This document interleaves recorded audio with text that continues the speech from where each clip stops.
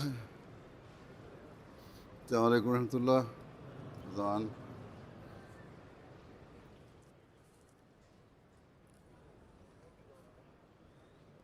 الله أكبر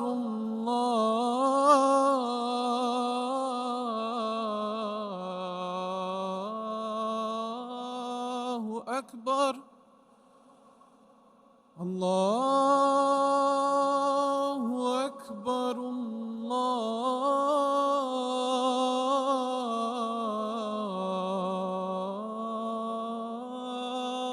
الله أكبر. أشهد أن لا إله إلا الله.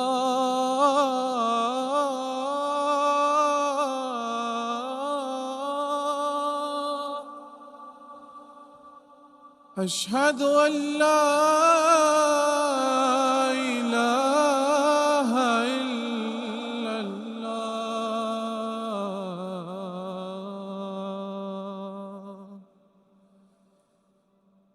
أشهد أن محمدًا رسول الله.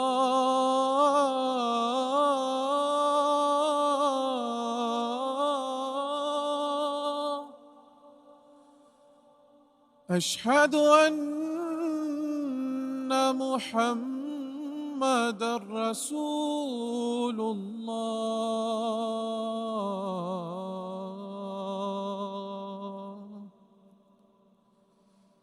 حي على الصلاة.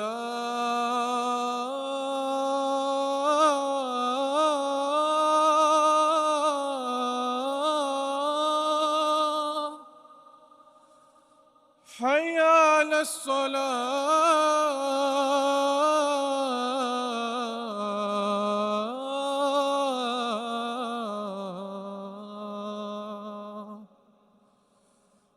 حي على الفلاح.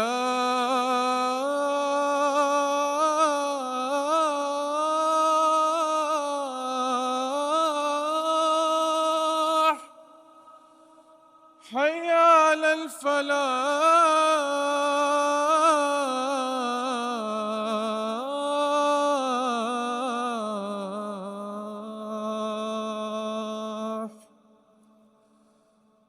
الله أكبر الله أكبر. لا إله إلا الله.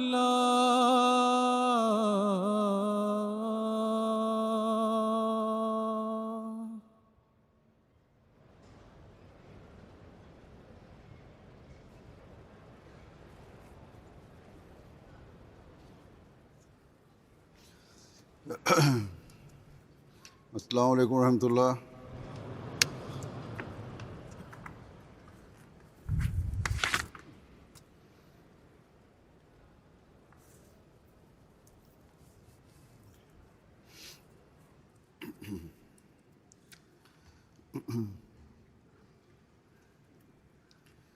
أشهد أن لا إله إلا الله وحده لا شريك له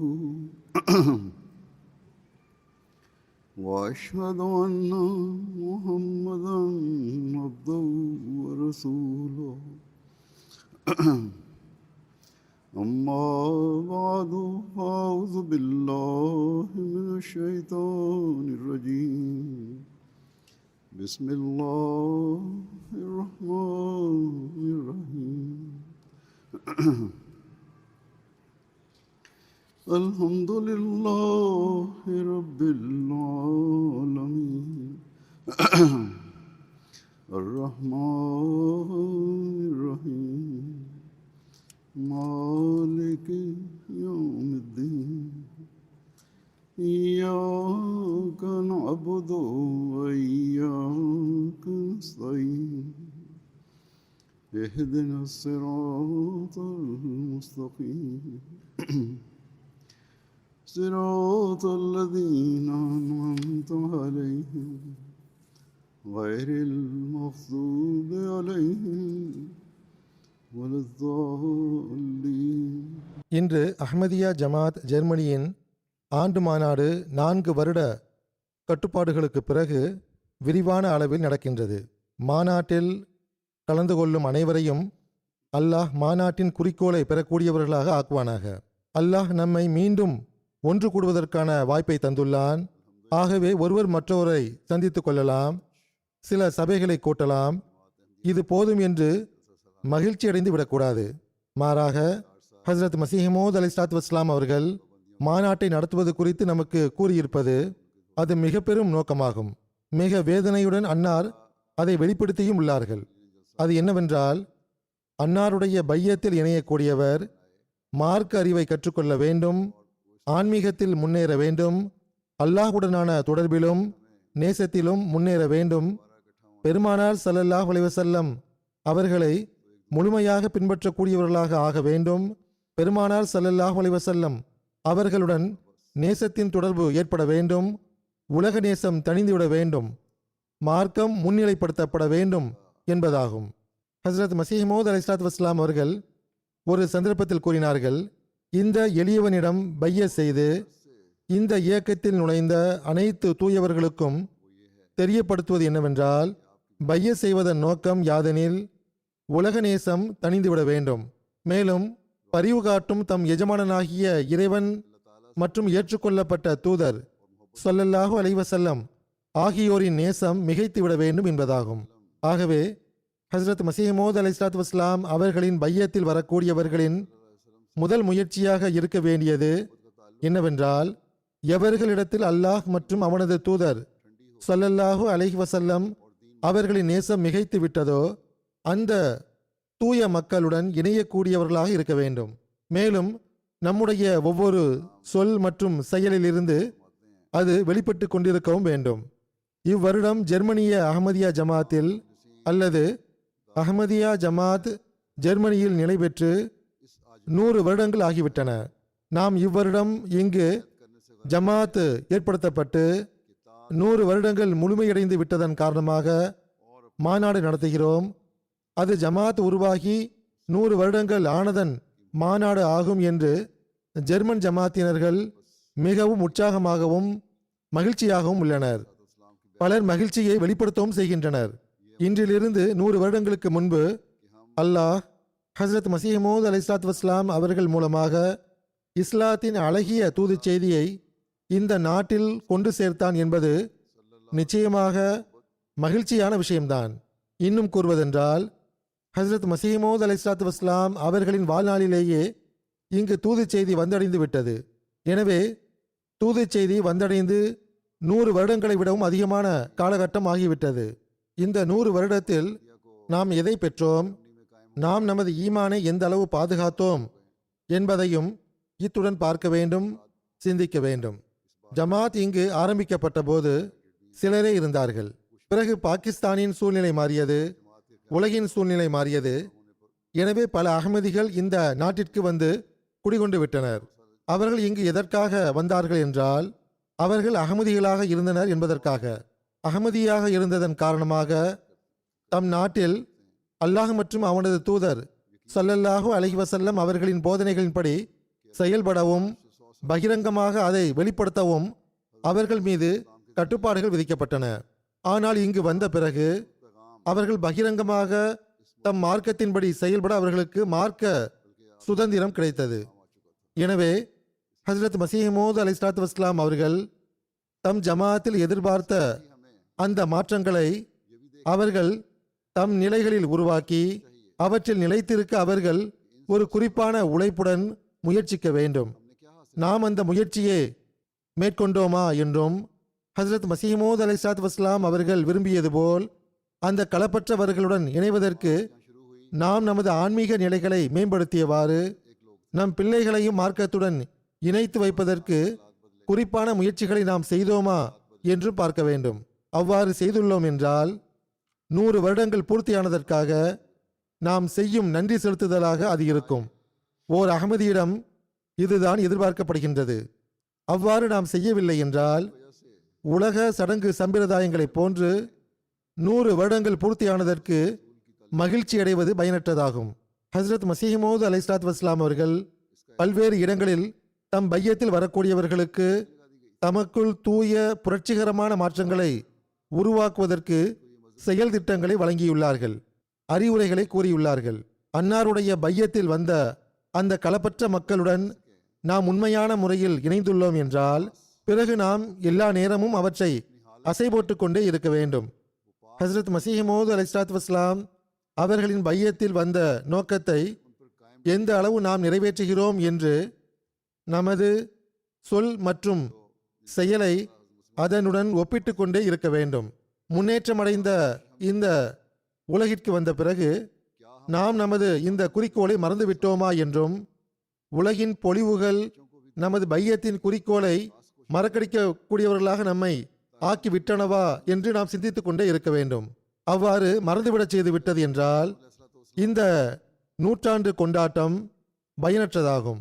நமது குறிக்கோளின் பக்கம் கவனமூட்டுகின்ற ஹஸ்ரத் மசீஹ் மவ்ஊத் அலைஹிஸ்ஸலாத்து வஸ்ஸலாம் அவர்களின் சில வழிகாட்டல்களை இப்போது நான் உங்களுக்கு முன்னால் எடுத்து வைக்கின்றேன். நமது பையத் நம்மிடம் எதை எதிர்பார்க்கின்றது என்பதை குறித்த வழிகாட்டலை நான் முதலில் எடுத்து வைக்கிறேன். ஹஸ்ரத் மசீஹ் மவ்ஊத் அலைஹிஸ்ஸலாத்து வஸ்ஸலாம் அவர்கள் கூறுகிறார்கள், பையத் செய்து விடுவதால் மட்டும் இறைவன் திருப்தி கொண்டு விடுகிறான் என்று கருதாதீர்கள். மாறாக இது தொலி மட்டுமே ஆகும், அதாவது வெளிப்புற தோல் மட்டுமே ஆகும். சத்து அதற்கு உள்ளே உள்ளது. பெரும்பான்மையான இயற்கை சட்டம் எவ்வாறு உள்ளது என்றால், வெளியே தோல் இருக்கும், அதனுள் சத்து இருக்கும். தோல் எந்த வேலைக்கும் ஆகாது, சத்து மட்டுமே எடுத்துக்கொள்ளப்படுகின்றது. சிலவற்றில் உள்ளே சத்தே இல்லாமல் இருக்கின்றன. கோழியின் வெற்று முட்டைகளில் இருப்பது போன்று மஞ்சள் கருவும் இருப்பதில்லை, வெள்ளை கருவும் இருப்பதில்லை. அது எந்த பயனுக்கும் உதவுவதில்லை. வீணான பொருளை போன்று அவை எரியப்படுகின்றன. ஏதேனும் குழந்தைக்கு விளையாட்டு பொருளாக வேண்டுமானால் ஓரிரு நிமிடங்கள் வரை அது இருந்தாலே ஒழிய. இதே போன்றுதான் எந்த மனிதன் பையத் மற்றும் ஈமான் பற்றிய வாதம் செய்கிறானோ அவன் அவ்விரு விஷயங்களின் சத்தை தமக்குள் வைத்திருக்கவில்லை என்றால் அவன் அஞ்ச வேண்டும். ஏனென்றால் ஒரு நேரம் வரும், அப்போது ஒரு சாதாரண காயம் ஏற்படுவதால் வெற்று முட்டையை போன்று நொறுங்கி போய் விடுவான், தூக்கி எரியப்பட்டு விடுவான். ஜமாத்தை விட்டு பின்வாங்கும் மக்களின் நிலை இதுவேயாகும். அன்னார் கூறுகிறார்கள், இதேபோன்று எவர் பையத் மற்றும் ஈமானுக்கான வாதம் செய்கிறாரோ அவர் தோளாக இருக்கிறாரா அல்லது சத்தாக இருக்கிறாரா என்று சிந்தித்து பார்க்க வேண்டும். தம்மை தாமே ஆய்வு செய்து கொண்டே இருக்க வேண்டும். சத்து உருவாகாத வரை ஈமான், நேசம், கட்டுப்படுதல், பையத், கொள்கை, இஸ்லாத்தை பின்பற்றுவதற்காக கூறும் வாதம் ஆகியவை உண்மையான வாதமாக இருக்க முடியாது. நினைவில் கொள்ளுங்கள், அல்லாஹ்விடத்தில் சத்து அன்றி தோலுக்கு எவ்வித விலையும் கிடையாது என்பது உண்மையான விஷயமாகும். நன்றாக நினைவில் கொள்ளுங்கள், மரணம் எப்போது வரும் என்று தெரியாது, ஆனால் மரணித்தே ஆக வேண்டும் என்பது நிச்சய விஷயமாகும். ஆகவே வெற்று வாதத்தை போதுமானதாக கருதாதீர்கள், அதை கண்டு மகிழ்ச்சி அடையாதீர்கள். அது ஒருபோதும் பயனுள்ள விஷயம் அன்று. மனிதன் தன் மீது பல மரணங்களை ஏற்படுத்தி கொள்ளாதவரை, பல மாற்றங்களிலும் புரட்சிகளிலும் கடந்து வெளிப்படாதவரை மனிதத்துவத்தின் உண்மையான நோக்கத்தை அடைய முடியாது. ஆகவே பையத்தின் உரிமையை செலுத்துவது என்பது ஒரு சாதாரண விஷயம் அல்ல. நாம் எல்லா நேரமும் அல்லாஹ்வின் கட்டளைகளுக்கு கட்டுப்பட்டவாறு செல்வதற்கு முயற்சி செய்யும் போதுதான் இந்த உரிமையை செலுத்த இயலும். உலக இன்பங்களை அகற்றி விட்டுதான் மனிதன் இந்த தரத்தை பெற முடியும். உலகில் இருந்து கொண்டு மார்க்கத்திற்கு முன்னுரிமை வழங்குவதுதான் உண்மையான ஜிஹாத் ஆகும். அதற்காக நாம் முயற்சி செய்ய வேண்டும். உலகை விட மார்க்கத்திற்கு முன்னுரிமை வழங்குவது என்பது என்ன? உலகை முற்றிலும் விட்டுவிடுவதா என்பதை பற்றி விவரித்தவாறு ஹஸ்ரத் மசீஹ் மவ்ஊத் அலைஹிஸ்ஸலாத்து வஸ்ஸலாம் அவர்கள் கூறுகிறார்கள், முஸ்லிம்கள் சோம்பேறிகளாக ஆகிவிட வேண்டும் என்பது எனது பொருள் அல்ல. இஸ்லாம் எவரையும் சோம்பேறியாக ஆக்குவதில்லை. உங்களது வியாபாரங்களிலும் ஊழியங்களிலும் ஈடுபடுங்கள், ஆனால் இறைவனுக்காக எந்த ஒரு நேரமும் எஞ்சி இருக்காமல் இருப்பதை நாம் விரும்புவதில்லை.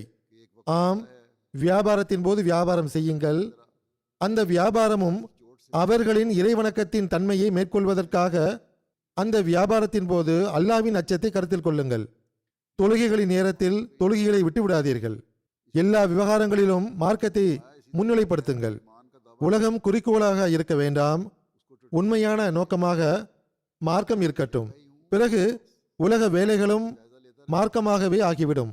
கண்ணியத்திற்குரிய சஹாபிகளை பாருங்கள். அவர்கள் கடினத்திலும் கடினமான காலகட்டத்தில் கூட இறைவனை விட்டுவிடவில்லை.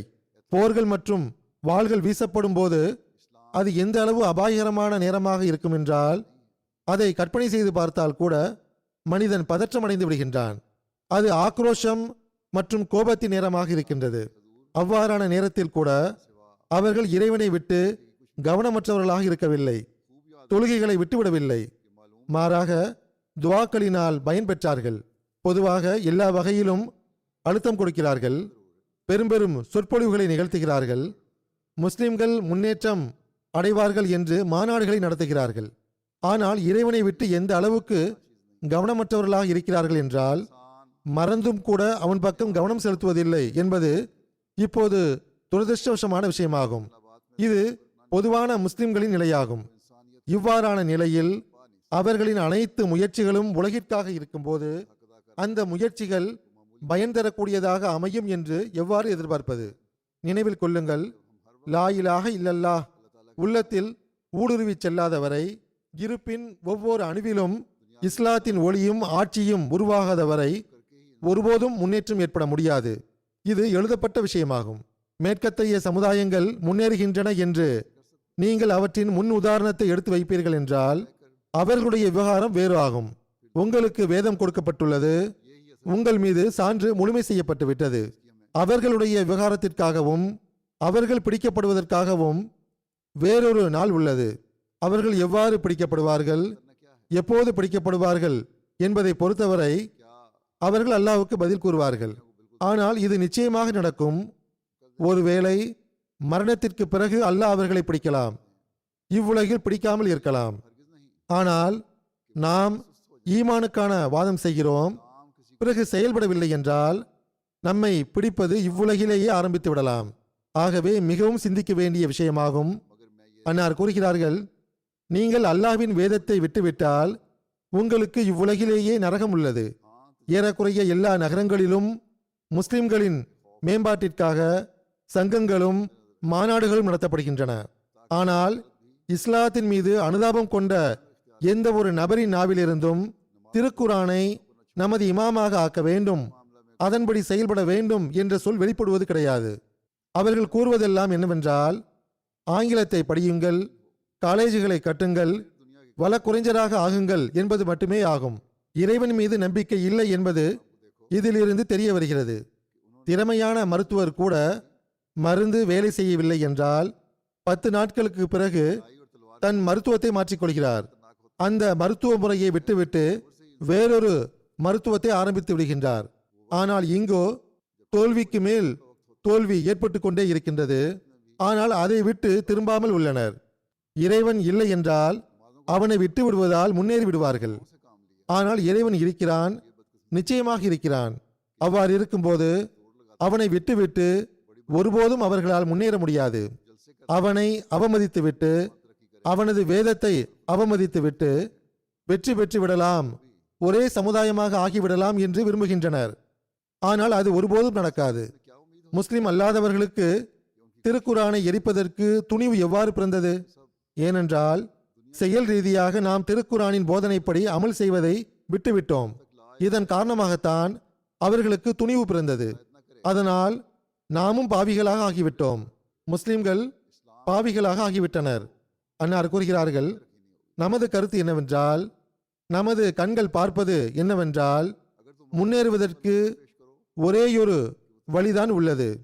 அது இறைவனை அடையாளம் கண்டுகொள்வதாகும், அவன் மீது உயிருள்ள ஈமானை உருவாக்குவதாகும். நாம் இவ்விஷயங்களை இந்த உலக வணங்கிகளின் சபைகளில் எடுத்து கூறினால் அவர்கள் சிரித்து மலிப்பி விடுகிறார்கள். அந்தோ பரிதாபம், நாம் பார்ப்பதை மக்களால் பார்க்க இயலவில்லை என்று நமக்கு கருணை ஏற்படுகின்றது.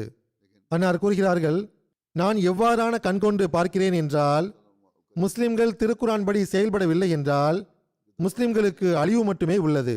எனவே முஸ்லிம் என்று கூறிக்கொண்டு இரட்டை செயல் செய்யக்கூடாது. முஸ்லிம்களுடைய நிலையின் தோற்றத்தில் நமக்கு பெரும் பாடம் உள்ளது. மார்க்கத்தின் பெயரை உச்சரிக்கிறார்கள், ஆனால் உலக விஷயங்களை பேசுகிறார்கள். இதன் விளைவு எவ்வாறு உள்ளது என்றால், ஒரு சமுதாயம் என்ற முறையில் எல்லா இடங்களிலும் முஸ்லிம்களின் நிலை பரிதாபகரமாக உள்ளது. ஆகவே இது சிந்திக்க வேண்டிய இடமாகும். எல்லா நிலையிலும் மார்க்கத்தை உலகை விட முன்னிறுத்த வேண்டும் என்பதை குறித்து இன்னொரு இடத்தில் அன்னார் கூறுகிறார்கள், பாருங்கள், இருவகை மக்கள் உள்ளனர். ஒரு வகை மக்கள் யாரென்றால், இஸ்லாத்தை ஏற்றுக்கொண்ட பிறகு வியாபாரம் வணிகத்தில் மூழ்கிவிடக்கூடியவர்கள். அவர்களின் தலைமீது ஷைத்தான் பயணம் செய்கின்றான். வியாபாரம் செய்வது தடை என்பது எனது பொருள் அல்ல. முன்பும் விளக்கமாக கூறப்பட்டு விட்டது. சஹாபிகள் வியாபாரமும் செய்து வந்தனர், ஆனால் உலகை விட மார்க்கத்தை முன்னிலைப்படுத்தி வந்தனர். அவர்கள் இஸ்லாத்தை ஏற்றுக்கொண்ட போது அவர்களின் உள்ளத்தை நம்பிக்கையால் நிரப்புகின்ற இஸ்லாத்தை பற்றிய உண்மையான அறிவை பெற்றார்கள். இதன் காரணமாகத்தான் அவர்கள் எந்த களத்திலும் ஷைத்தானுடைய தாக்குதலால் தடுமாற்றம் அடையவில்லை. ஆகவே இது ஒவ்வொரு அகமதிக்கும் வழிகாட்டும் அடிப்படை விஷயங்களாகும். எந்த ஒரு விஷயமும் உண்மையை வெளிப்படுத்துவதிலிருந்து தடுக்க முடியாது. இரட்டை வேடம் போடக்கூடாது, தம் மார்க்கத்தை மறைக்கக்கூடாது. அன்னார் கூறுகிறார்கள், நான் கூற வந்த பொருள் என்னவென்றால், எவர்கள் முற்றிலும் உலக அடியார்களாகவும் உலக அடிமைகளாகவும் ஆகிவிடுகிறார்களோ, எந்த அளவுக்கென்றால் உலக வணங்கிகளாக ஆகிவிடுகின்றனர், அவ்வாறான மக்கள் மீது ஷைத்தான் மிகைத்து விடுகின்றான், ஆதிக்கம் பெற்று விடுகின்றான். இரண்டாவது வகை மக்கள் யாரென்றால், மார்க்கத்தின் முன்னேற்றத்திற்காக சிந்திப்பவர்களாக இருக்கின்றனர். இவர்கள் அல்லாவின் கூட்டத்தினர் என்று அழைக்கப்படுகின்றனர். மேலும் இவர்கள் ஷைத்தான் மற்றும் ஷைத்தானுடைய படையை வெற்றி கொள்கின்றனர். உலகில் காணப்படும் அல்லாவின் படையினர் என்று அழைக்கப்படும் நபர்களைப் போன்று சண்டைகளோ போர்களோ செய்ய மாட்டார்கள். இவர்கள் அல்லாஹ்வுடன் தொடர்பு மேற்கொள்ளும் கூட்டமாகும். இவர்கள் அல்லாவின் குழுவினர் என்று அழைக்கப்படுகின்றனர். இவர்கள் ஷைத்தான் மற்றும் அதன் படையை வெற்றி கொள்கின்றனர். செல்வம் என்பது வியாபாரம் ஆகும். வியாபாரத்தினால் அது அதிகரிக்கின்றது. எனவேதான் இறைவனும் மார்க்க தேடல் மற்றும் மார்க்க முன்னேற்றத்தின் விருப்பத்தை ஒரு வியாபாரமாக ஆக்கியுள்ளான். இறைவன் கூறுகின்றான், ஹல் அதுல்லுக்கும் அலா திஜாரத்தின் துன்ஜீக்கும் மின் அதாபின் அலீம். அதாவது, வேதனை அளிக்கக்கூடிய தண்டனையிலிருந்து உங்களை காப்பாற்றும் வாணிபம் ஒன்றை பற்றி நான் உங்களுக்கு அறிவிக்கட்டுமா?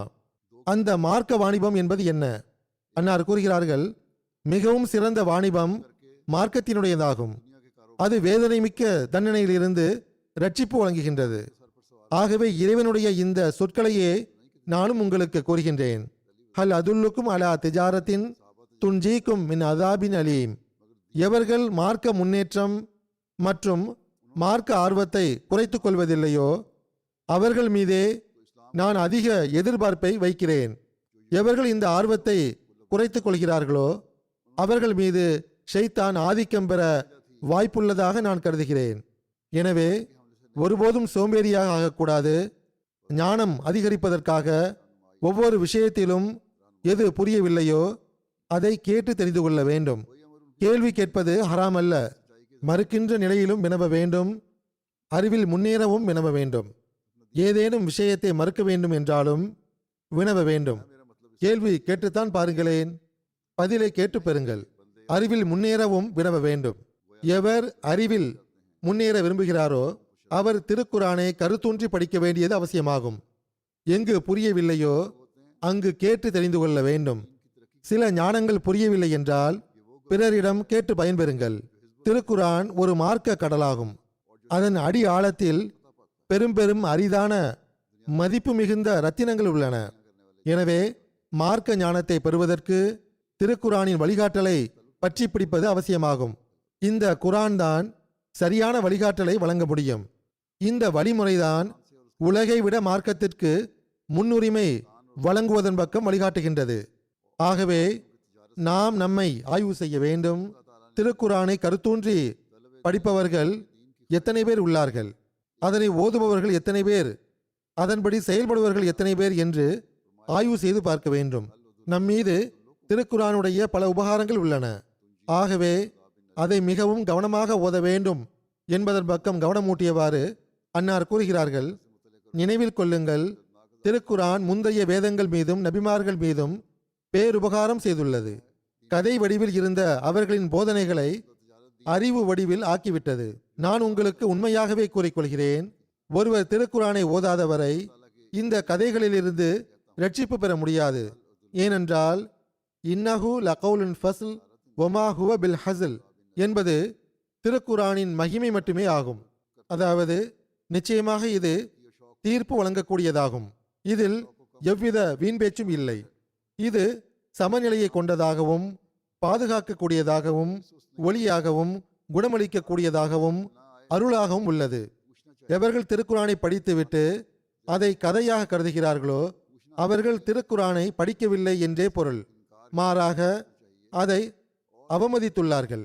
நம்முடைய எதிரிகள் நம்மை எதிர்ப்பதில் இந்த அளவு ஏன் தீவிரம் காட்டுகின்றனர் என்றால், இறைவன் கூறியிருப்பது போன்று நாம் திருக்குரானை முழுக்க முழுக்க ஒளியாகவும் நுட்பமானதாகவும் ஞானமாகவும் காட்ட விரும்புகின்றோம்.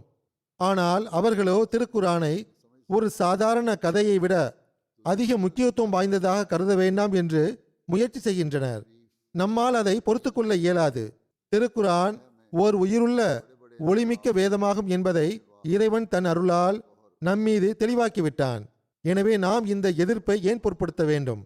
சுருக்கமாக, என்னுடன் தொடர்பு வைத்துள்ள மக்களுக்கு நான் மீண்டும் மீண்டும் இதன் பக்கம் அறிவுரை கூறுகிறேன்.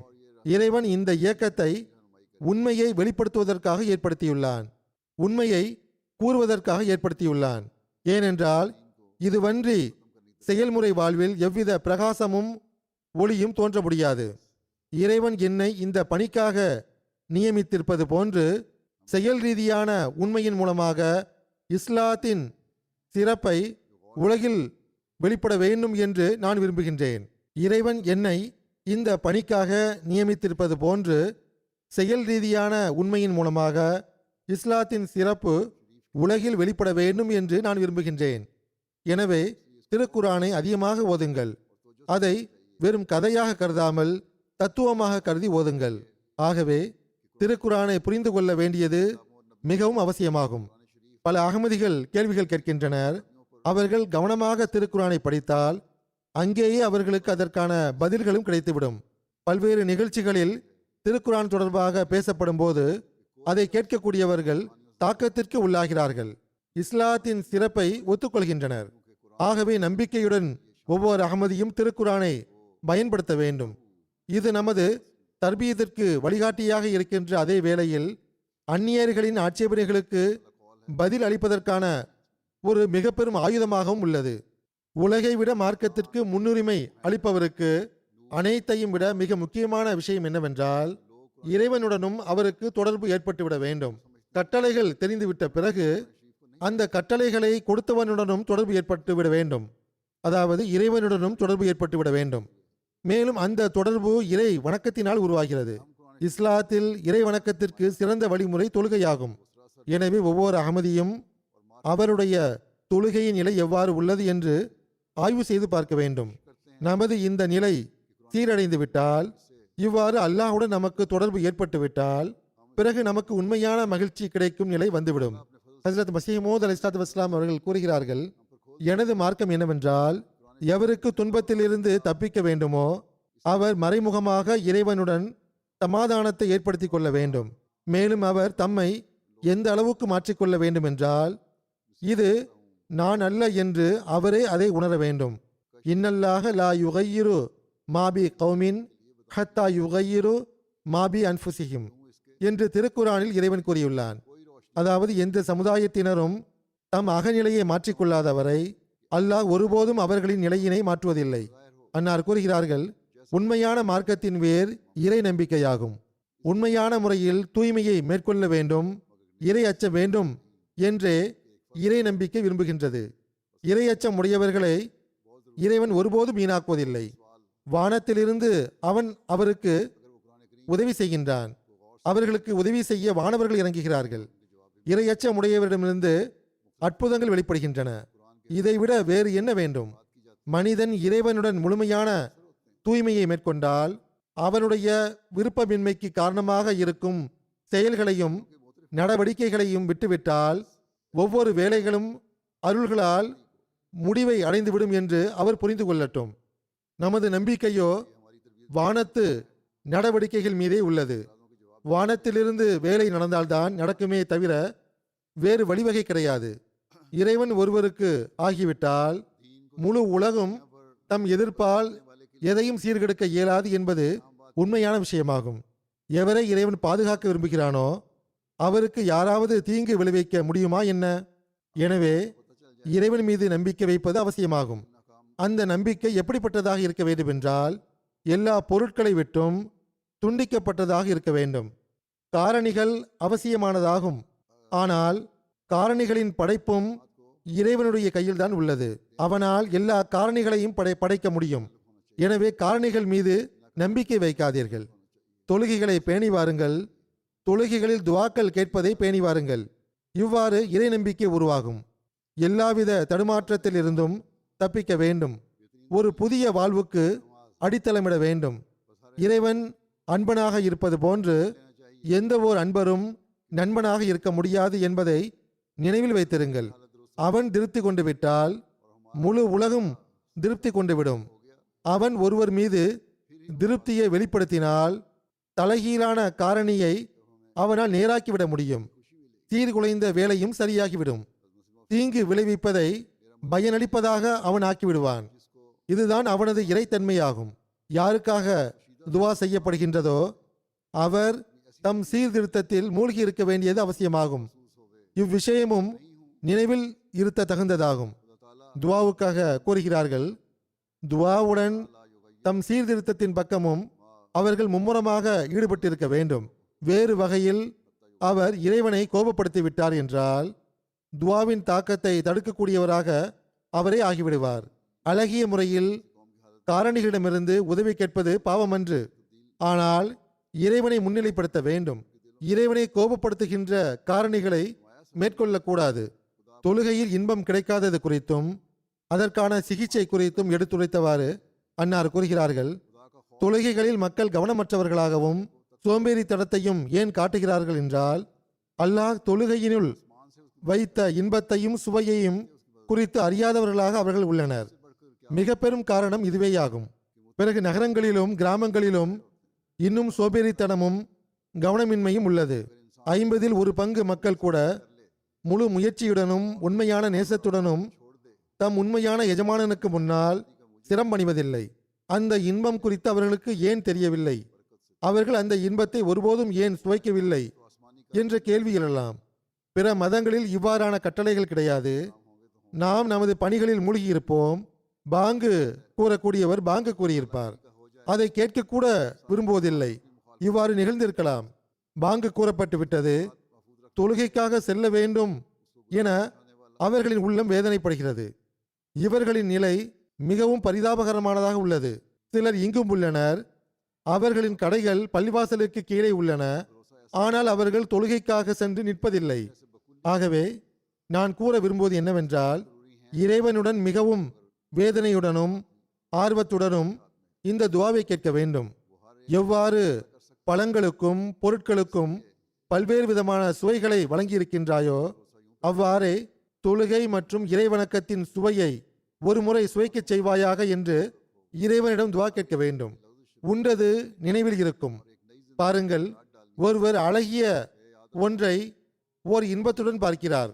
அது அவருக்கு நன்கு நினைவில் இருக்கும். அதே போன்று அழகற்ற அருவருப்பான தோற்றத்தை காணும்போது அதனுடைய எல்லா நிலைகளும் ஒரு தோற்றமாய் முன்னால் வந்து விடுகின்றது. ஆம், ஏதேனும் தொடர்பு இல்லை என்றால் ஒன்றும் நினைவில் இருக்காது. இதே போன்று தொழாதவர்களை பொறுத்தவரையில் தொழுகை என்பது ஓர் அபராதமாகும். தேவையில்லாமல் காலையில் எழுந்து குளிரில் உழு செய்து நிம்மதியான உறக்கத்தை விட்டுவிட்டு பல வகையான சொகுசுகளை இழந்துவிட்டு தொழ வேண்டியது வருகிறது. உண்மையான விஷயம் என்னவென்றால் அவர் சலிப்படைந்து போய்விட்டார். அதை அவரால் புரிய முடியவில்லை. தொழுகையில் இருக்கின்ற இன்பத்தை பற்றியும் நிம்மதியை பற்றியும் அவருக்கு தெரியவில்லை. அவ்வாறு இருக்கும்போது தொழுகையில் எவ்வாறு இன்பம் கிடைக்கும்? ஒரு குடிகாரர் போதையை உட்கொள்ளும் ஒருவருக்கு இன்பம் கிடைக்காதவரை தொடர்ச்சியாக கோப்பைகளை அருந்திக்கொண்டே இருப்பார். எந்த அளவுக்கென்றால் அவருக்கு ஒரு வகையான போதை கிடைத்து விடுகின்றது என்பதை நான் பார்க்கின்றேன். அறிவுள்ள ஒரு மனிதன், மேன்மையான ஒரு மனிதர் இதிலிருந்து பயன்பெற முடியும். அது என்னவென்றால் தொழுகையில் நிரந்தர தன்மையை ஏற்படுத்த வேண்டும். தொழுகையை பேணி வர வேண்டும். அவருக்கு இன்பம் கிடைக்கும் வரையிலும் தொழுது கொண்டே இருக்க வேண்டும். குடிகாரரின் சிந்தனையில் ஓர் இன்பம் இருக்கும். அதை அடைவதே அவனது குறிக்கோளாக இருக்கும். அதே போன்று சிந்தனையிலும் முழு ஆற்றலின் போக்கிலும் தொழுகையில் அந்த இன்பத்தை பெற முயற்சிக்க வேண்டும். பிறகு களப்பற்ற முறையிலும் ஆர்வத்துடனும் குறைந்தபட்சம் அந்த போதை ஆசாமியை போன்ற அமைதியின்மை, கலக்கம், வேதனை ஆகியவற்றுடன் அந்த இன்பத்தை பெறுவதற்கு துவா உருவாக வேண்டும். அப்படியென்றால் நான் உண்மையாகவே கூறிக்கொள்கிறேன், அந்த இன்பம் நிச்சயமாக கிடைத்துவிடும். பிறகு தொழும்போது அதற்குள் இருக்கும் பயன்களையும் பெறுவதை கருத்தில் கொள்ள வேண்டும். நற்செயல்கள் எப்போதும் முன்னிலைப்படுத்தப்பட வேண்டும். இன்னல் ஹசனாத்தி யுதுஹிபுன செய்யாத். நற்செயல்கள் தீய செயல்களை அகற்றிவிடுகின்றன. உண்மையாளர்கள் மற்றும் நற்செயல் ஆற்றுபவர்களுக்கு கிடைக்கக்கூடிய அந்த தொழுகை கிடைக்க வேண்டும் என அந்த நன்மைகளையும் இன்பங்களையும் உள்ளத்தில் வைத்தவாறு துவா செய்ய வேண்டும். இன்னல் ஹசனாத்தி யுதுஹிபுன செய்யாத் என்று கூறப்பட்டுள்ளது. அதாவது நன்மைகள் அல்லது தொழுகை தீமைகளை அகற்றுகின்றது. அல்லது தொழுகை வெட்கக்கேடான விஷயத்திலிருந்தும் தீமையிலிருந்தும் தடுக்கிறது என்று இன்னொரு இடத்தில் இறைவன் கூறியுள்ளான். ஆனால் சிலர் தொழக்கூடியவர்களாக இருக்கும்போது தீமைகளை செய்வதை நாம் காண்கின்றோம். இதற்கான பதில் என்னவென்றால், அவர்கள் தொழுகிறார்கள்தான், ஆனால் ஆன்மாவுடனும் உண்மையுடனும் தொழுவதில்லை. அவர்கள் சடங்கு சம்பிரதாய முறையில் தொழுகிறார்கள். அவர்களின் ஆன்மா மரணித்து விட்டது. அவற்றின் பெயரை அல்லாஹ் ஹசனாத் என்று வைக்கவில்லை, அது நன்மைகள் என்று வைக்கவில்லை. இங்கு ஹசனாத் என்ற சொல்லை வைத்துள்ளான், ஆனால் அஸ்ஸலாத் என்ற சொல்லை வைக்கவில்லை, அதாவது தொழுகை என்ற சொல்லை வைக்கவில்லை. இரண்டுக்கும் ஒரே பொருள்தான் உள்ள போதிலும் அந்த சொல்லை பயன்படுத்தவில்லை. அதற்குரிய காரணம் என்னவென்றால், தொழுகையின் சிறப்பின் பக்கமும் அழகின் பக்கமும் சுட்டிக்காட்ட வேண்டும் என்பதற்காக. எந்த தொழுகை தனக்குள் ஓர் உண்மையான ஆன்மாவை வைத்துள்ளதோ அது தீமைகளை அகற்றி விடுகின்றது. நல்ல விளைவு அதில் உள்ளது. நிச்சயமாக அவ்வாறான தொழுகை தீமைகளை அகற்றுகின்றது. தொழுகை என்பது கூடி கலைந்து செல்வதன் பெயரல்ல. தொழுகையின் சத்து மற்றும் ஆன்மா என்பது தனக்குள் ஓர் இன்பத்தையும் சுவையையும் வைத்துள்ள துவாவின் பெயராகும். ஆகவே நம்மை கணக்கிட்டு பார்க்க வேண்டிய தேவை உள்ளது. நாம் தொழுகையில் இன்பத்தை பெறுகிறோமா? நாம் முழுமையான முறையில் காரணிகள் மீது மட்டுமே நம்பிக்கை வைப்பவர்களாக உள்ளோமா என்று பார்க்க வேண்டும். நாம் தொழுகைகளை பாதுகாப்பவர்களாக இருக்கிறோம் என்றால் பையத்தின் உரிமையை செலுத்துபவர்களாகவும் நாம் இருப்போம். நமது குறிக்கோளை பூர்த்தி செய்யக்கூடியவர்களாக இருப்போம். இல்லை என்றால் பரிதாபமான நிலை என்றே பொருளாகும். கல்வியிலும் ஞானத்திலும் முன்னேறுவது குறித்தும் ஷைத்தானின் தாக்குதலில் இருந்து தப்பிப்பது குறித்தும் கவனமூட்டியவாறு ஒரு வழிகாட்டிக்கும் அவரை பின்பற்றுவோருக்கும் இடையில் தொடர்பு எவ்வாறு இருக்க வேண்டும் என்பதை குறித்து விவரித்தவாறு ஹஜ்ரத் மஸீஹ் மவ்ஊத் அலைஹிஸ்ஸலாத்து வஸ்ஸலாம் அவர்கள் கூறுகிறார்கள், வழிகாட்டுபவருக்கும் பின்பற்றுபவருக்கும் இடையிலான தொடர்பு ஆசிரியருக்கும் மாணவருக்கும் உள்ள உதாரணம் மூலம் புரிந்து கொள்ள வேண்டும். மாணவர் ஆசிரியரிடமிருந்து பயன் பெறுவதைப் போன்று பின்பற்றுபவர் தன் வழிகாட்டியிடமிருந்து பயன்பெறுகிறார். மாணவர் ஆசிரியருடன் தொடர்பு கொண்டுள்ளார்தான், ஆனால் தன் கல்வியில் பாதத்தை முன்னெடுத்து வைக்கவில்லை என்றால் பயன்பெற இயலாது. இதே நிலைதான் பின்பற்றுபவருக்கும் ஆகும். ஆகவே இவ்விஷயத்தில் தொடர்பை மேற்கொண்டு தம் ஞானத்தையும் அறிவையும் அதிகரிக்க வேண்டும். உண்மையை தேடுபவர் ஓரிடத்தை அடைந்து ஒருபோதும் நின்றுவிடக்கூடாது. ஏனென்றால் விரட்டப்பட்ட ஷைத்தான் வேறு பக்கம் திருப்பி விட்டு விடுவான்.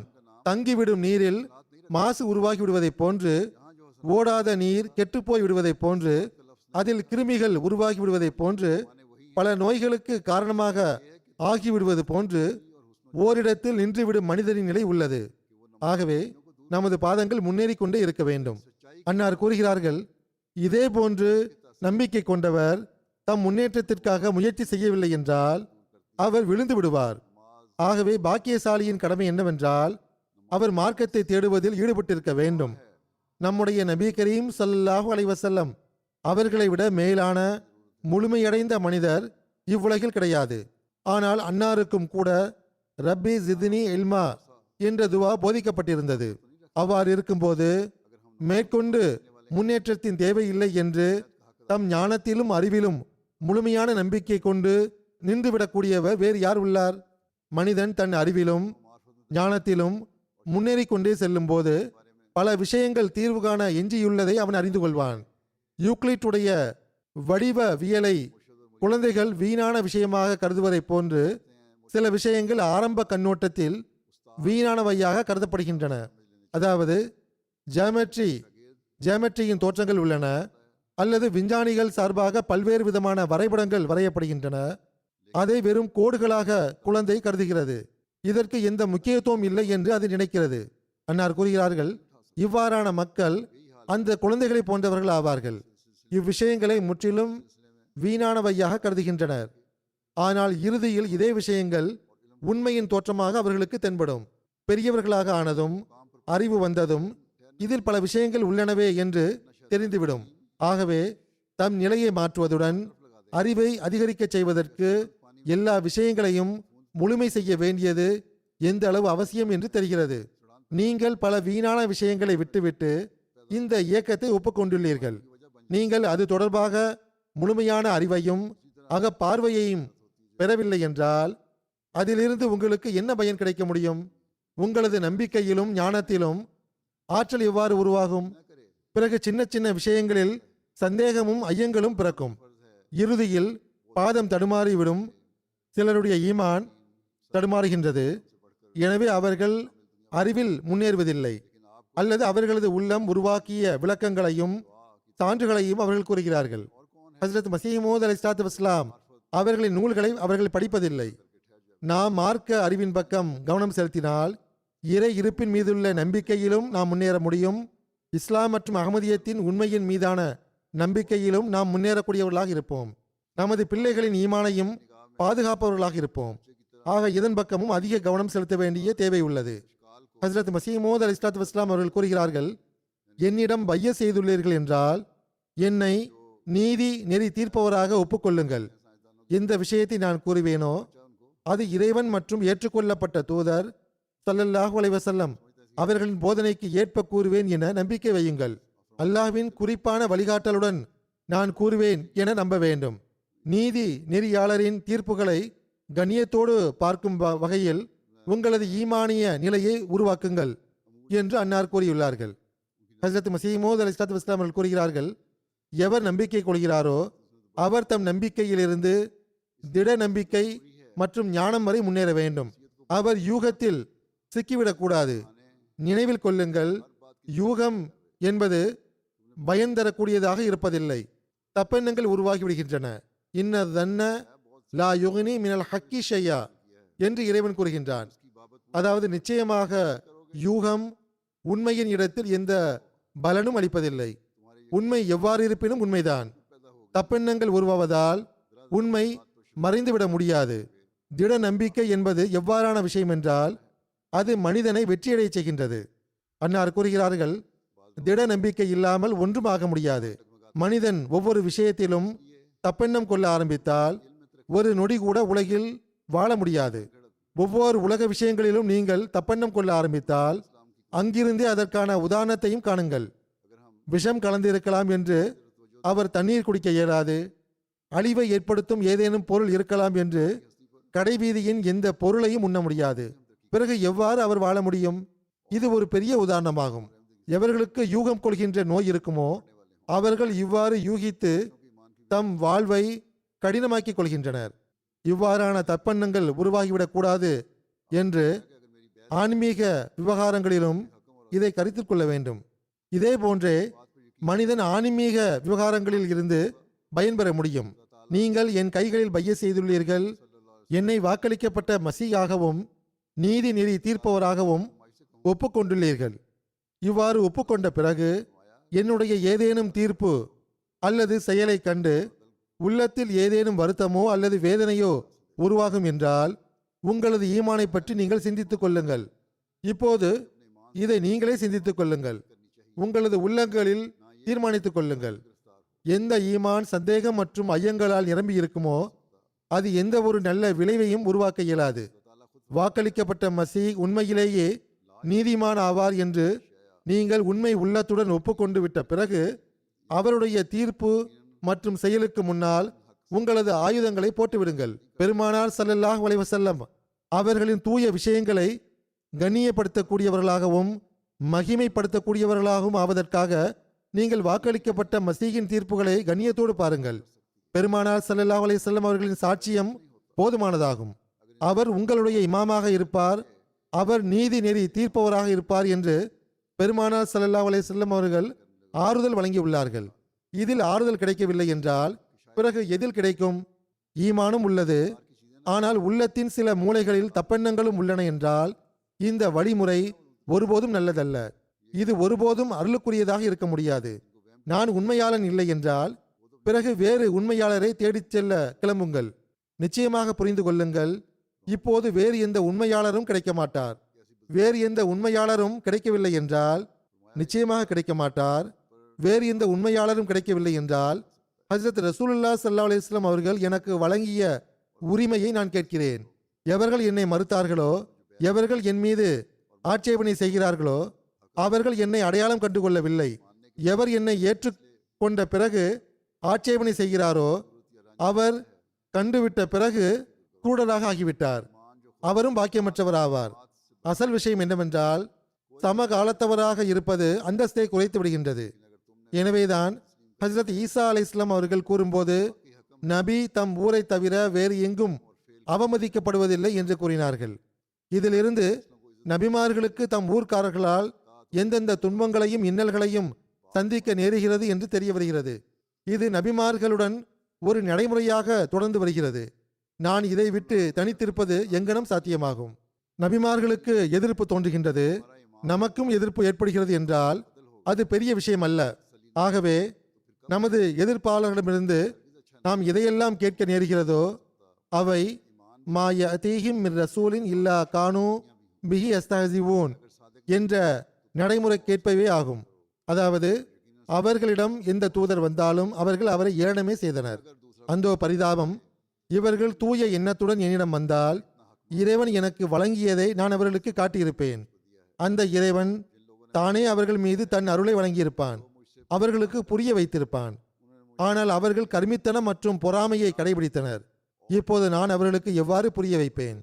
இப்போது 130, 132 வருடங்கள் ஆகிவிட்டன. இவர்கள் அடையாளங்களை கண்ட பிறகும் படிப்பினை பெறுவதில்லை. அன்னார் கூறுகிறார்கள், மனிதர் உண்மையான உள்ளத்துடன் உண்மையை தேடுவதற்காக வரும்போது எல்லா விஷயங்களும் தீர்மானமாகிவிடுகின்றன. ஆனால் ஒருவருக்கு தீய சொற்களில் ஏசி பேசுவதும் தீங்கு விளைவிப்பதும் நோக்கமாக இருக்கும் என்றால் ஒன்றும் நடக்காது. ஹிஜ்ஜுல் கராமாவில் இப்னு அரபி தொடர்பாக எழுதப்பட்டுள்ளது. அதாவது மசீஹ் மௌத் வரும்போது அவர் பொய்யர் என்றும் அறிவியனர் என்றும் அழைக்கப்படுவார், மார்க்கத்தை மாற்றுகிறார் என்றும் அவர் தொடர்பாக கூறப்படும். இப்போது அதுபோன்றுதான் நடக்கிறது. இதுபோன்ற அவதூறுகள் என் மீது சுமத்தப்பட்டுள்ளன. இந்த சந்தேகங்களிலிருந்து மனிதன் எப்போது ரட்சிப்பு பெற முடியும் என்றால் அவன் தனது யூகம் எனும் நூலை மூடிவிட வேண்டும். அதற்கு பதிலாக இவர் உண்மையாளரா இல்லையா என்று பார்க்க வேண்டும். சில விஷயங்கள் புரிவதை காட்டிலும் நிச்சயமாக மேலானதாக உள்ளது. ஆனால் எவர்கள் தூதர்கள் மீது நம்பிக்கை கொள்கிறார்களோ அவர்கள் நல்லெண்ணம், பொறுமை மற்றும் உறுதிப்பாடு ஆகியவற்றை கொண்டு ஒரு நேரத்திற்காக காத்திருக்கின்றனர். அப்போது அல்லாஹ் அவர்கள் மீது உண்மை நிலையை தெளிவாக்கி விடுகின்றான். பெருமானார் ஸல்லல்லாஹு அலைஹி வஸல்லம் அவர்களின் காலத்தில் சஹாபிகள் கேள்விகள் கேட்பது கிடையாது. யாராவது வந்து கேள்வி கேட்டால் பயன் பெறலாம் என்று அவர்கள் காத்திருந்தனர். இல்லையெனில் அவர்கள் மௌனமாகவும் தலை தாழ்த்தியவாறும் அமர்ந்திருப்பார்கள். கேள்வி கேட்க துணிய மாட்டார்கள். என்னை பொறுத்தவரை உண்மையான சரியான வழிமுறை இதுவேயாகும். அதாவது கண்ணியமளிக்க வேண்டும் என்பது. எந்த நபர் நபியுடைய கண்ணியத்தை அறிய மாட்டாரோ, அதை கடைபிடிக்க மாட்டாரோ அவர் அழிக்கப்பட்டு எந்த நபர் நபியுடைய கண்ணியத்தை அறிய மாட்டாரோ அதை கடைபிடிக்க மாட்டாரோ அவர் அழிக்கப்பட்டு விடக்கூடாதே என்ற அச்சம் எழுகிறது. இது ஹஜ்ரத் மசீஹ் மௌஊத் அலைஹிஸ்ஸலாத்து வஸ்ஸலாம் அவர்கள் தம் காலத்தை பற்றி கூறிய விஷயங்களாகும். அன்னாருடைய சபையில் உள்ளவர்கள் பற்றி அன்னார் கூறினார்கள். இன்று அன்னாருடைய நூல்களை பார்த்த பிறகும் கூட, படித்த பிறகும் கூட, சான்றுகளை கேட்ட பிறகும் கூட இது போன்ற விஷயங்களை இம்மக்கள் பேசுகின்றனர். அன்னார் கூறுகிறார்கள், எந்த நபர் நபியுடைய கண்ணியத்தை அறிய மாட்டாரோ அவர் அழிக்கப்பட்டு விடக்கூடாதே என்று அச்சம் எழுகின்றது. முஸ்லிம்கள் தமது துரதிருஷ்டவசத்தின் காரணமாக இந்த தூதி செய்தியை கேட்பதற்கும் புரிவதற்கும் பல சாக்கு போக்குகளை கூறுகின்றனர். நமது இந்நிலைக்கு என்ன காரணம்? சமுதாயம் என்ற ரீதியில் நாம் என்னவாக உள்ளோம் என்று முஸ்லிம்களின் அவ நிலையும் அவர்களுக்கு இதன் பக்கம் கவனமூட்டுவதில்லை. காலமும் அவ்வாறான காலமாக உள்ளது. பெருமானார் ஸல்லல்லாஹு அலைஹி வஸல்லம் அவர்களின் முன்னறிவிப்புகளும் நிறைவேறி வருகின்றன. ஆகவே குறைந்தபட்சம் வரக்கூடிய வாக்களிக்கப்பட்டவரை தேடவாவது செய்யுங்களேன். அன்னார் கூறுகிறார்கள், நான் இல்லை என்றால் வேறு ஒருவர், ஆனால் உங்களுக்கு வேறொருவர் கிடைக்க மாட்டார். ஆனால் உலகில் வீழ்ந்து அனைவரும் மறக்கின்றனர். ஆயினும் நமது பணி என்னவென்றால் அவர்களை காப்பாற்ற முயற்சி செய்யுங்கள். மசீமோதுடைய தூது செய்தியை ஒவ்வொரு நபர் வரை கொண்டு சேருங்கள். முஸ்லிம்கள் வரை மட்டுமின்றி ஒவ்வொரு நபர் வரையிலும் கொண்டு சேருங்கள். அவர் எந்த மார்க்கத்தைச் சேர்ந்தவராக இருந்தாலும் சரியே, அல்லது மார்க்கமற்றவராக இருந்தாலும் சரியே, இந்த தூது செய்தியை கொண்டு சேருங்கள். நாம் செய்ய வேண்டிய எவ்வளவோ வேலைகள் இப்போது உள்ளன. ஜெர்மனியில் ஜமாத் உருவாகி 100 வருடங்கள் ஆகிவிட்ட போதிலும் நாம் ஜெர்மன் மக்களுக்கு இஸ்லாத்தின் தூது செய்தியை கொண்டு சேர்க்க முடியவில்லை. எனவே இவ்வகையிலும் ஆய்வு செய்ய வேண்டிய தேவை உள்ளது. இஸ்லாத்தின் தூது செய்தியை கொண்டு சேர்ப்பது குறித்தும் தப்லீகின் பக்கமும் கவனமூட்டியவாறு அன்னார் கூறுகிறார்கள், இப்போது நாம் செய்ய வேண்டிய 2 முக்கிய வேலைகள் உள்ளன. ஒன்று, அரேபியாவில் தப்லீக் நடத்த வேண்டும். இரண்டாவது, ஐரோப்பாவில் சான்று முழுமையாக்கப்படுவதாகும். அரேபியாவில் ஏனென்றால் அவர்கள் உட்புறமாக அதற்கான உரிமையை கொண்டுள்ளார்கள் என்பதற்காக. ஒரு பெரும் பகுதியினருக்கு இறைவன் ஒரு ஜமாத்தை உருவாக்கி இருப்பதே தெரியாது. இன்றும் கூட ஒவ்வொரு அரேபியர் வரை நமது தூதி செய்தி சென்று சேரவில்லை என்பது உண்மைதான். முந்தைய காலத்தை விட இப்போது முயற்சிகள் எவ்வளவோ அதிகரித்து விட்டதும் உண்மையே. செய்தி சென்று சேர்ந்துள்ளது என்றால் அது எதிர்ப்பாளர்கள் சார்பாகவே சென்றடைந்துள்ளது. அவர்கள் ஹஸ்ரத் மஸீஹ் மவ்ஊத் அலைஹிஸ்ஸலாத்து வஸ்ஸலாம் அவர்களின் பெயரை ஏளனம் செய்தவாறு, காதியானி என்ற பெயரால் நம்மை அழைத்தவாறு உலகிலோ அல்லது தம் மக்களிடத்திலோ நம்மை அறிமுகப்படுத்தியுள்ளார்கள். ஹஸ்ரத் மஸீஹ் மவ்ஊத் அலைஹிஸ்ஸலாத்து வஸ்ஸலாம் அவர்கள் தொடர்பாக எல்லாவித பொய்யான விஷயங்களையும் புனைந்து கூறப்பட்ட கதைகளையும் மக்களுக்கு கூறியுள்ளார்கள். ஒரு சார்பான தூது செய்தியை அவர்களுக்கு எட்ட வைத்து விட்டனர். ஏதாவது அறிமுகம் ஏற்பட்டுள்ளதென்றால் அது எதிர்ப்பாளர்கள் சார்பாக ஏற்பட்டுள்ளது. ஆனால் நம் சார்பாக மிக நல்ல முறையில் அறிமுகம் செய்யப்படவில்லை. எவ்வாறு இருப்பினும் அன்னார் கூறுகிறார்கள், அவர்களுக்கு எட்ட வைப்பது நமது கடமையாகும். அவ்வாறு எடுத்து வைக்கவில்லை என்றால் அது பாவமாகும்.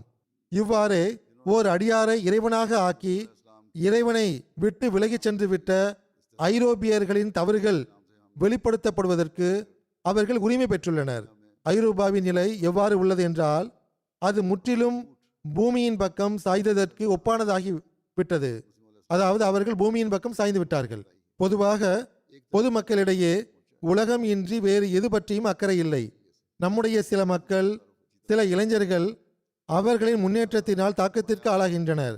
நீங்கள் எதன் பக்கம் செல்கிறீர்களோ அது அழிவை தவிர வேறு ஒன்றும் இல்லை என்று கூறுவதற்கு பகரமாக தாக்கத்திற்கு ஆளாக வேண்டிய தேவை கிடையாது.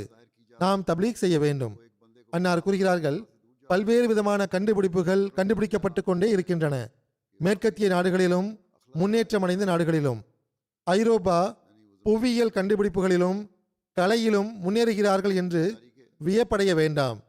முன்னேற்றம் ஏற்படுகிறது என்று ஆர்வமாகிவிட வேண்டாம். வானத்து அறிவின் கதவு மூடப்பட்டு விடும்போது பூமி சம்பந்தப்பட்ட விஷயங்கள் தான் உதிக்கின்றன என்பது வழக்கமாகும். நபிமார்களும் மெஷின்களை கண்டுபிடித்தார்கள், கருவிகளை உருவாக்கினார்கள், அல்லது அவர்களின் அனைத்து முயற்சிகளும் துணிவுகளும் பூமியின் கண்டுபிடிப்புகளாக இருந்தன என்பது ஒருபோதும் நிரூபிக்கப்படவில்லை. ஆகவே நாம் உலகை சம்பாதிப்பதற்காக அகமதியத்தை ஏற்றுக்கொள்ளவில்லை. மாறாக இறைவனுடன் உயிருள்ள தொடர்பை உருவாக்குவதற்காக அகமதியத்தை ஏற்றுக்கொண்டுள்ளோம் என்ற இந்த விஷயத்தை நம்மில் ஒவ்வொருவருடைய சிந்தனையிலும் நன்கு பதிந்துவிட வேண்டும். மேலும் இந்த தூது செய்தியை நாம் உலக மக்களுக்கு எட்ட வைக்கவும் வேண்டும். இந்த விஷயம்தான் நம்முடைய இம்மை மற்றும் மறுமையை காப்பாற்றக்கூடியதாக இருக்கும்.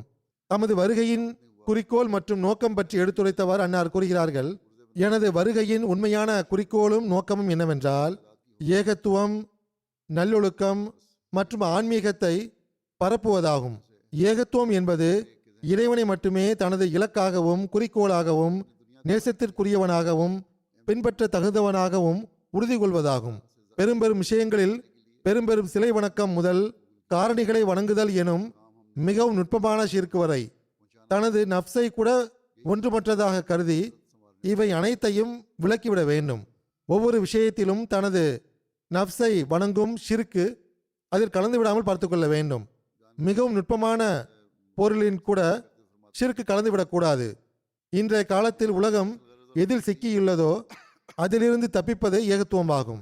அடுத்ததாக நல்லொழுக்கம் என்பது என்னவென்றால், மனிதன் எந்த அளவு ஆற்றல்களை கொண்டு வந்தானோ அவற்றை இடம் சந்தர்ப்பத்திற்கு ஏற்ப செலவழிக்க வேண்டும். சிலவற்றை மட்டும் பயன்படுத்தாமல் விட்டுவிட்டு சிலவற்றின் மீது அதிக அழுத்தம் கொடுப்பது கிடையாது. உதாரணமாக, ஒருவர் கையை வெட்டிவிட்டால் அதனால் ஏதாவது சிறப்பம்சம் தோன்றுமா என்ன? ஒருபோதும் கிடையாது. மாறாக உண்மையான முழுமையான நல்லொழுக்கம் என்பது அல்லாஹ் வழங்கியுள்ள ஆற்றல்களை அதற்குரிய சந்தர்ப்பத்தில் எவ்வாறு பயன்படுத்த வேண்டுமென்றால் அதில் மிதமிஞ்சிய நிலையோ அல்லது மிதம் குறைந்த நிலையோ இருக்கக்கூடாது.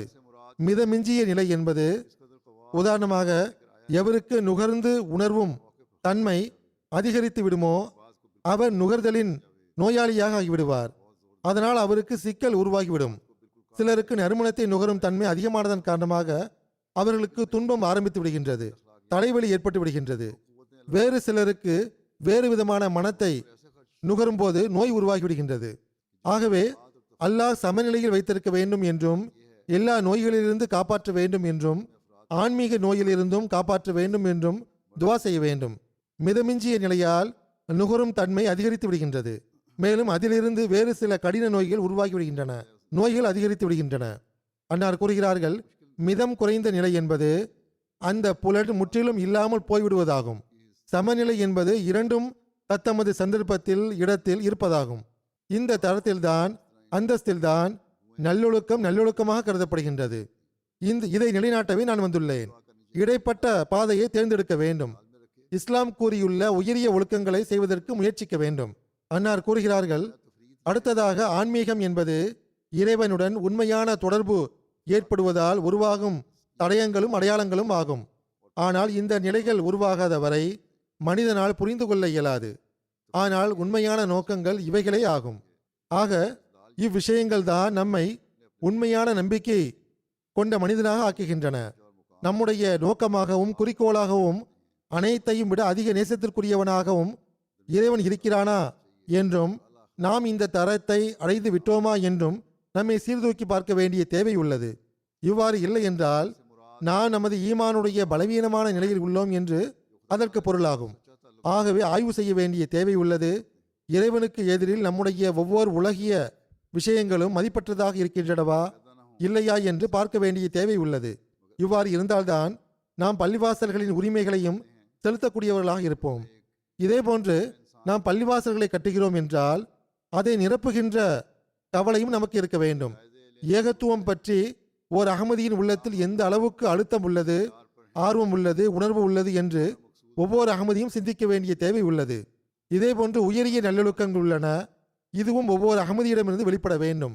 இந்த உயரிய நல்லொழுக்கங்கள் நமது தூதுச் செய்தியை சென்றடைய செய்வதில் பெரும் பங்கு வகிக்க இயலும். மேலும் நாம் ஹஜ்ரத் மஸீஹ் மவ்ஊத் அலைஹிஸ்ஸலாத்து வஸ்ஸலாம் அவர்களின் பையத்தின் உரிமையை செலுத்த இயலும். பல்வேறு பள்ளிவாசல்களின் திறப்பு விழாவுக்கு நான் செல்லும் போது அகமதிகளுடன் அறிமுகமான பல மக்களை சந்திக்கின்றேன். அகமதிகளின் ஒழுக்கங்கள் நல்லவையாக உள்ளன என்று அவர்கள் கூறுவதுண்டு. ஆனால் நான் கண்ட ஒரு குறை என்னவென்றால், அகமதிகள் நல்லொழுக்கத்தை வெளிப்படுத்திய பிறகு இஸ்லாம் மற்றும் அகமதியத் பற்றி சரியான முறையில் அறிமுகம் செய்து வைப்பது கிடையாது. இந்த அறிமுகத்தை சரியான முறையில் செய்தால்தான் ஹஜ்ரத் மஸீஹ் மவ்ஊத் அலைஹிஸ்ஸலாத்து வஸ்ஸலாம் அவர்கள் கூறியது போன்று அகமதியத் மற்றும் இஸ்லாத்தின் சரியான தூது செய்தி ஐரோப்பிய மக்கள் வரை, இந்த நாட்டு மக்கள் வரை கொண்டு சேர்க்க முடியும். அதேபோன்று உயரிய நல்லொழுக்கத்தை வெளிப்படுத்துவது, பரஸ்பர தொடர்புகள் ஆகியவையும் இருக்க வேண்டும். அந்நியர்களுக்காக மட்டுமே இந்த உயரிய நல்லொழுக்கங்கள் வெளிப்படக்கூடாது. அவர்களுக்கு நல்லொழுக்கம் காட்டப்பட்டு விட்டது, ஆனால் வீட்டிலும் சமூகத்திலும் குழப்பம் ஏற்பட்டிருப்பது சரியானதன்று. எனவே நல்லொழுக்கங்கள் தொடர்பான இவ்விஷயங்களை நான் நம்முன் வைக்க வேண்டும். இந்த உயரிய நல்லொழுக்கங்களை உருவாக்கவே பெருமானார் ஸல்லல்லாஹு அலைஹி வஸல்லம் அவர்களின் ஊழியராக ஹஜ்ரத் மசீஹ் மவ்ஊத் அலைஹிஸ்ஸலாத்து வஸ்ஸலாம் அவர்கள் தோன்றியுள்ளார்கள். பிறகு அன்னார் கூறுகிறார்கள், ஆன்மீக தரத்தின் விளைவு அது வெளிப்படும் போது தொகுக்கப்படுகின்றது. பிறகு அன்னார் கூறுகிறார்கள், ஆன்மீக தரத்தின் விளைவு அது வெளிப்படும் போது புரியப்படுகின்றது.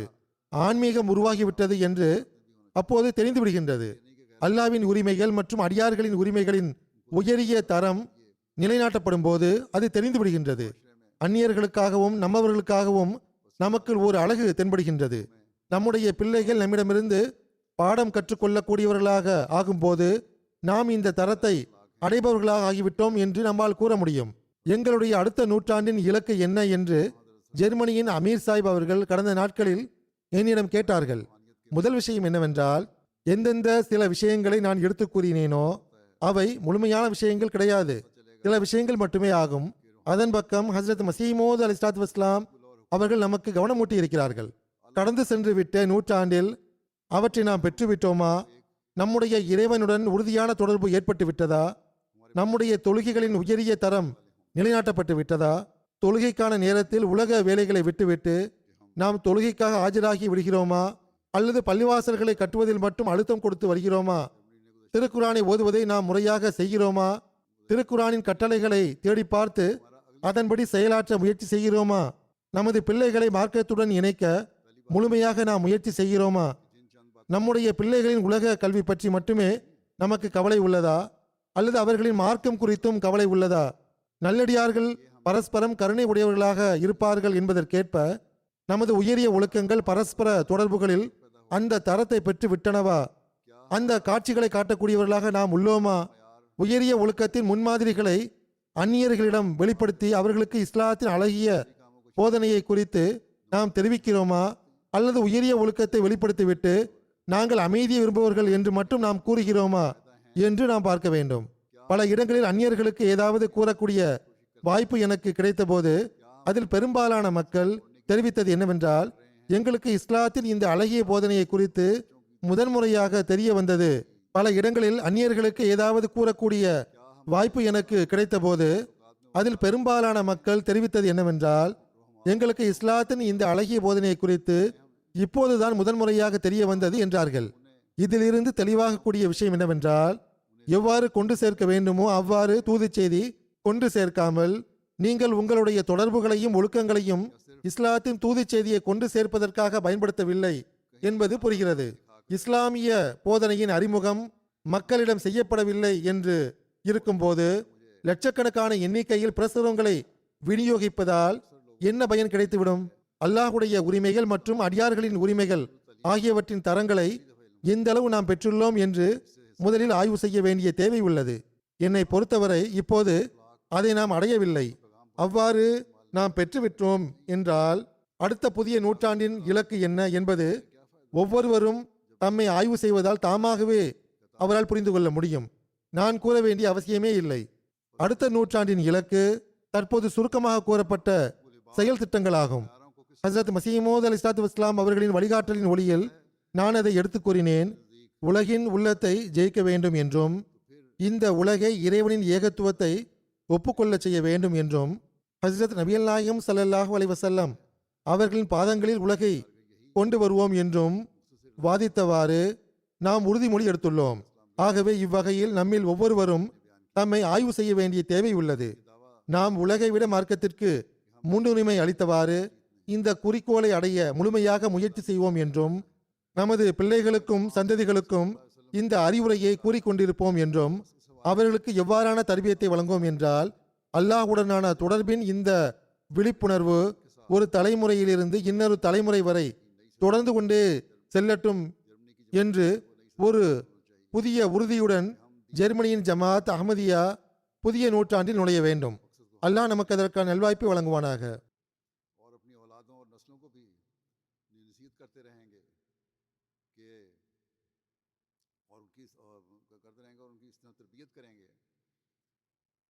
अल्लाह ताला से ताल्लुक़ ये जाग एक नस्ल से दूसरी नस्ल में लगती चली जाए। अल्लाह ताला हमें इसकी तौफीक अता फरमाए।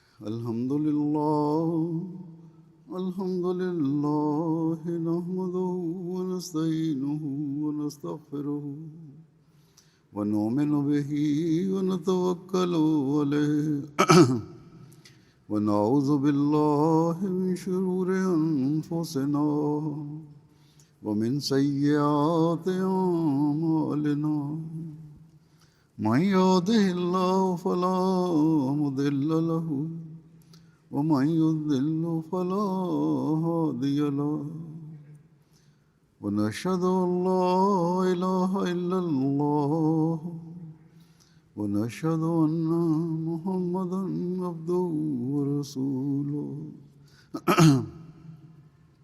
عباد الله رحمكم الله إن الله يأمر بالعدل والإحسان وإيتاء ذي القربى وينهى عن الفحشاء والمنكر والبغي يعظكم لعلكم تذكرون اذكروا الله يذكركم وادعوه يستجب لكم ولذكر الله أكبر